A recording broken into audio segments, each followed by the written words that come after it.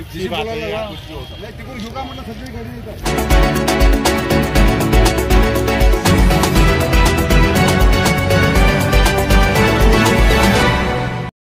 वर्धाच्या आर्वी येथे विद्युत पारेषणच्या ट्रान्सफॉर्मरला आग। आर्वी येथे विद्युत पारेषणच्या सबस्टेशन मध्ये ट्रान्सफॉर्मरला भीषण आग लागली आहे। आर्वी शहराच्या बाहेर असलेल्या ITI कॉलेज नजीक हे सबस्टेशन आहे।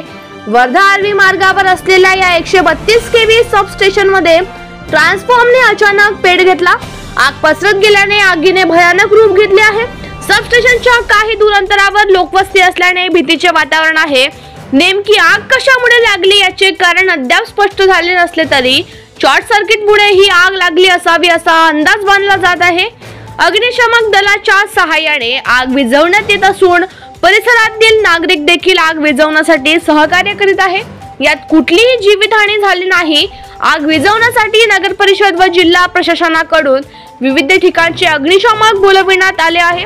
ट्रान्सफॉर्मर मध्ये ऑइल असल्याने आग आणखीच तीव्र झाली आहे।